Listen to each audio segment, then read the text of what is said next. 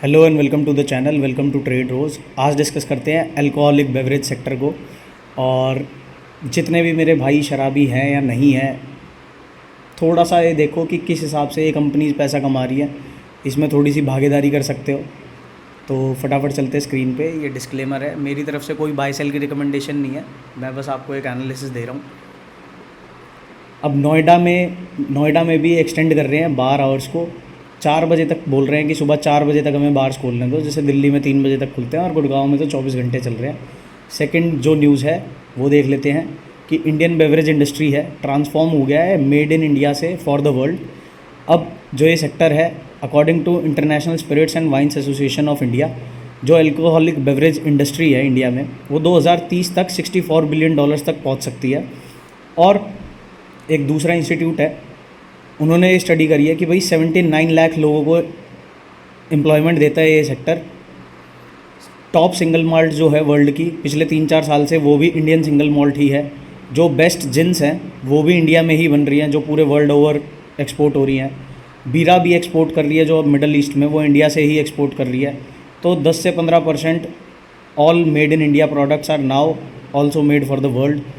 तो जिस हिसाब से ये सेक्टर बूम कर रहा है, जो टॉप कंपनी है वो है डियाजियो इंडिया। डियाजियो इंडिया का नाम यूनाइटेड स्पिरिट्स भी है। पहले हम समझेंगे इनके सबके फंडामेंटल्स, किस हिसाब से इनकी बुक्स चल रही हैं, फिर इनका एक बार चार्ट देख लेंगे सारी स्टॉक्स का। तो फर्स्ट जो मार्केट लीडर है, 89,000 करोड़, ऑलमोस्ट 90,000 करोड़ की मार्केट कैपिटलाइजेशन पे है United Spirits. Debt to equity देखोगे तो बिल्कुल ही मतलब ऑलमोस्ट डेट फ्री कंपनी है। 5 साल का ROCE देखोगे 20% के आसपास है। प्रमोटर होल्डिंग 56.7% है। बुक वैल्यू इसकी 93.6 रुपीज़ है, बट करंट प्राइस जो है वो 1237 रुपये के आसपास है। डिविडेंड यील्ड 0.032% का है। अब ऑलमोस्ट डेट फ्री कंपनी है। अब इनके नेट प्रॉफिट्स देख लेते हैं। ये क्वार्टरली रिजल्ट्स है, तो दिसंबर 2023 क्वार्टर का इनका जो प्रॉफिट था वो 350 करोड़ था। ईयरली P&L अगर आप देखोगे तो नेट प्रॉफिट अगर आप देखोगे, मार्च 2014 में एक बार इनका नेगेटिव हुआ था। अभी ये 12 मंथ्स ट्रेलिंग प्रॉफिट जो है वो 1270 करोड़ के आसपास है। कंपाउंडेड प्रॉफिट ग्रोथ देखोगे पिछले 10 साल की तो 26% के हिसाब से है। स्टॉक प्राइस का जो CAGR है उसने 10 साल में 8% का रिटर्न दिया है, 3 साल में 31 का दिया है और 1 साल में 56% का दिया है। ये मार्केट लीडर है। हम और जो कंपनीज़ देखेंगे वो छोटी साइज़ की कंपनीज़ हैं। अब आप देखोगे तो यूनाइटेड स्पिरिट्स में FIIs ने भी भर के पैसा लगाया हुआ है, DIIs ने भी लगाया हुआ है। हमारी पब्लिक थोड़ा पीछे है, तो यहाँ पे थोड़ा सा फोकस करो और जितना पैसा पीने पे खर्च रहे हो थोड़ा सा उसका परसेंटेज यहाँ भी डालो। तो अब आ जाते हैं फर्स्ट कंपनी पे। औरंगाबाद डिस्टिलरी है, 273 करोड़ की ही कंपनी है, काफ़ी छोटी कंपनी है।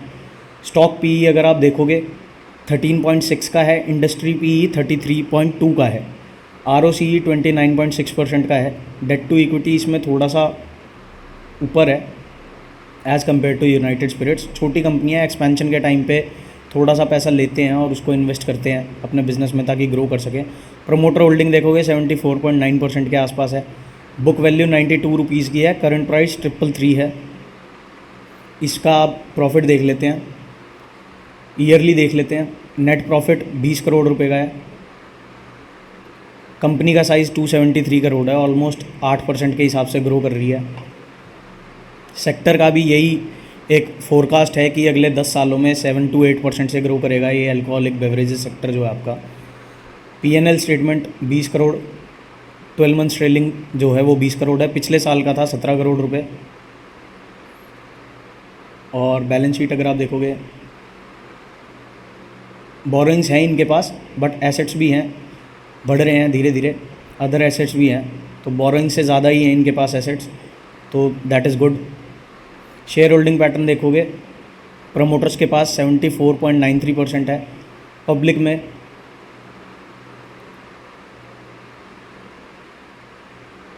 कंसिस्टेंट है। तो एक ये कंपनी है, इसका चार्ट देख लेते हैं फटाफट। औरंगाबाद डिस्टिलरी,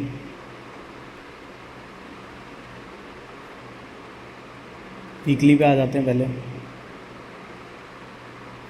काफ़ी बुलिश चार्ट है और इसी तरीके से अगर सेक्टर ग्रो करता है तो इसी तरीके से ये परफॉर्म करेगी आगे भी।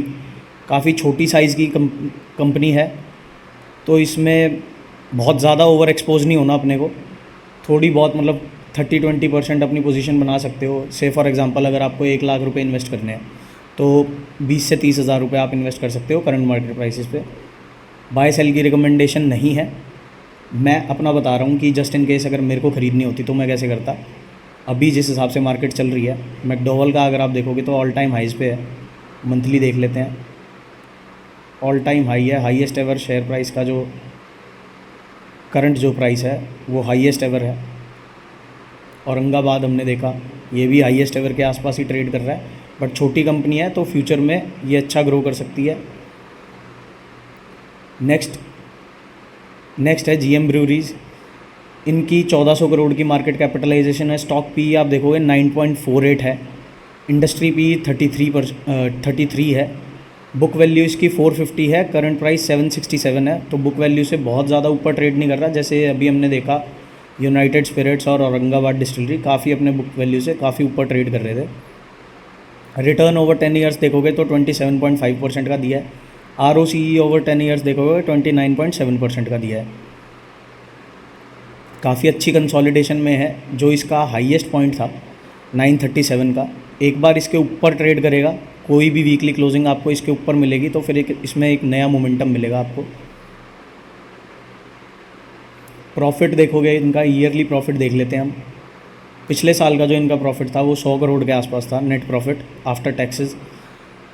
2024 का मार्च का 152 करोड़ है। प्रोमोटर होल्डिंग काफ़ी सॉलिड है। FIIs ने अपनी होल्ड थोड़ा सा स्लाइटली इंक्रीज़ किया है, 0.30% से 0.36% इंक्रीज़ हुआ है। पब्लिक में मुकुल महावीर अग्रवाल काफ़ी फेमस इन्वेस्टर हैं, इनके पास होल्डिंग है इसकी। नेक्स्ट देख लेते हैं, इसका चार्ट देख लेते हैं एक बार जीएम ब्रूरीज का।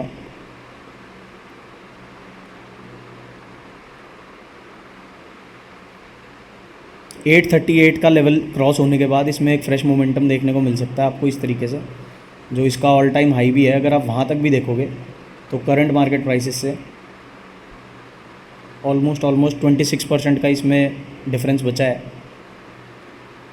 नेक्स्ट देख लेते हैं सोम डिस्टिलरी।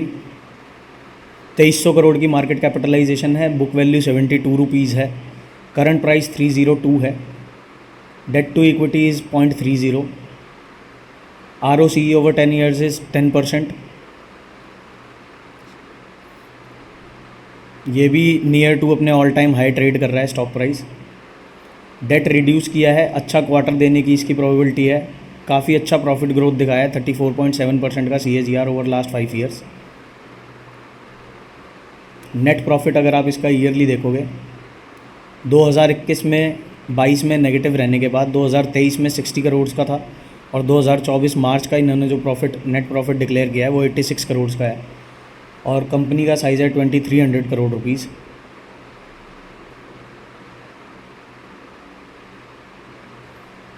शेयर होल्डिंग पैटर्न अगर आप देखोगे तो प्रमोटर्स ने अपना स्टेक इंक्रीज़ किया है ओवर टाइम। 2021 जून में 24.48% इनके पास स्टेक था।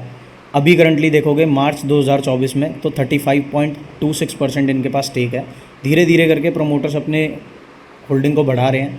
FIIs ने भी स्लाइटली इंक्रीज़ किया है, DIs ने स्लाइटली डिक्रीज़ किया है अपनी होल्डिंग्स। नेक्स्ट देख लेते हैं तिलक नगर इंडस्ट्रीज़। 4460 करोड़ की मार्केट कैप है इसकी, debt to equity is 0.33, industry PE 33 है और स्टॉक PE 33 है। एग्जैक्ट मैच हो रहा है, तो ये अपने इंडस्ट्री के साथ साथ चल रहा है बिल्कुल। बुक वैल्यू आप देखोगे 29.6 रुपीज़ है, और करंट मार्केट प्राइस है इसका 231 rupees. All time high is around 271, तो ये भी अपने ऑल टाइम हाई के आसपास ट्रेड कर रहा है। डेट रिड्यूस किया है, अच्छा क्वार्टर दे सकता है। पिछले 5 साल में CAGR दिया है 19.8% का। नेट प्रॉफिट इनका आप देखोगे तो कंसिस्टेंटली इंक्रीज़ कर रहा है। एक बार 2019 तक नेगेटिव चल रहे थे, 2020 में इन्होंने पॉजिटिव दिया, 2021 में थोड़ा सा नेगेटिव था, बट अब TTM देखोगे 12 मंथ्स ट्रेलिंग तो 166 करोड़ का प्रॉफिट है net profit. Share holding pattern देखोगे तो एफ के पास भर के है, एफ ने भर के उठा रखा है, और डी के पास भी है। यहाँ से आप जाके स्क्रीनर पे जाके यहाँ पे आप इनकी वेबसाइट भी विज़िट कर सकते हो, इनके प्रोडक्ट्स देख सकते हो कि कौन कौन से इनके पास प्रोडक्ट्स हैं और कहाँ कहाँ इनकी जो प्रेजेंस है वो है। Are you of a legal drinking age? Yes. तो यहाँ से जाके आप पूरा इनका वेबसाइट देख सकते हो, किसी भी कंपनी का, हर कंपनी का ऐसे ही जाके इनकी स्टोरी पढ़ सकते हो, इनकी ये जो प्रोडक्ट्स हैं इनको आप देख सकते हो। यहाँ पे इनका सारा प्रोडक्ट कैटेगरी सब दिया हुआ होता है, कहाँ कहाँ इनकी प्रेजेंस है वो सब दिया रहता है, प्रोडक्शन यूनिट कहाँ है, किस तरीके से ये कंपनीज़ काम कर रही हैं, सब इन्होंने डिक्लेयर कर रखा होता है। अफ्रीका में और मिडल ईस्ट में काफ़ी हद तक आप इनका एक्सपोर्ट्स देखोगे यहाँ पे जाके।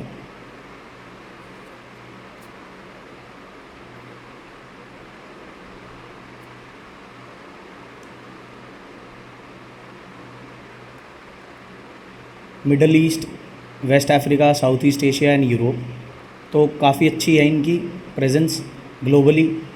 और जो साइज़ है अभी काफ़ी छोटा है, over a period of 5 to 10 years इस सेक्टर में आपको काफ़ी अच्छी स्टेबल ग्रोथ देखने को मिलेगी, क्योंकि शराबी कम नहीं होने वाले मेरे हिसाब से, बढ़ ही रहे हैं रोज़ के हिसाब से हर बंदा। और जिस हिसाब से हमारे देश की जो डेमोग्राफी भी है, यंग जनरेशन ज़्यादा है, और जो हमारी एक मिडिल क्लास जो एक कैटेगरी है, मिडिल क्लास वाले जो लोग हैं, वो अब थोड़ा सा मतलब महंगी शराब की तरफ ज़्यादा खींचे चले जा रहे हैं। तो ये इन्हीं कंपनीज़ को फ़ायदा होगा इन सब चीज़ों का। लास्ट कंपनी है हमारी इस लिस्ट में सुला वाइनयार्ड्स। सुला वाइनयार्ड्स की भी आप यहाँ से जाके आप वेबसाइट चेक कर सकते हो।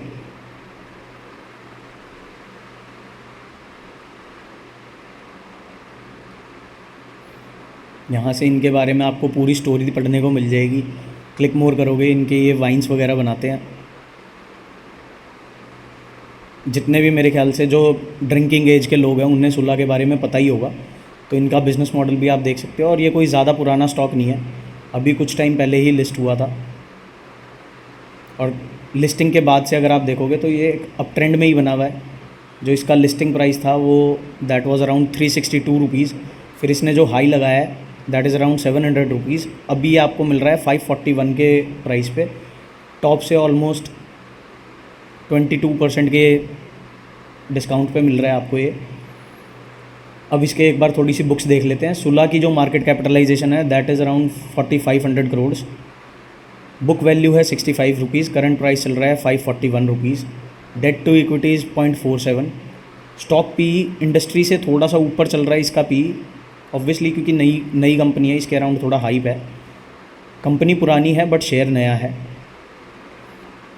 Good profit growth over last 5 years, maintaining healthy dividend pay out of 39.4%। Debtor days improve हो गया है, मतलब जो इनकी उधारी रहती थी वो 97 डेज़ में पहले वापस आती थी, अब 77 डेज़ में वापस आ रही है। क्वार्टरली रिजल्ट्स देखोगे काफ़ी पॉजिटिव है। दिसंबर क्वार्टर का 41 CR था।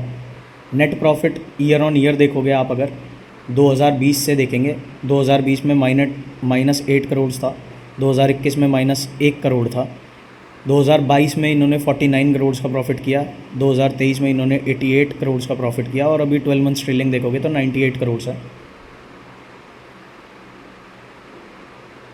प्रमोटर्स के पास 26.18% है, एफ के पास 13.85% है, डी के पास 22.61% है। तो एफ डी के पास सारे जितने भी आपके म्यूचुअल फंड्स हैं उनके पास ये शेयर है। एफ में आप देखोगे Abu Dhabi investment authority, Morgan Stanley Asia, Singapore, Goldman Sachs, इन सब ने इसमें इन्वेस्टमेंट कर रखी है।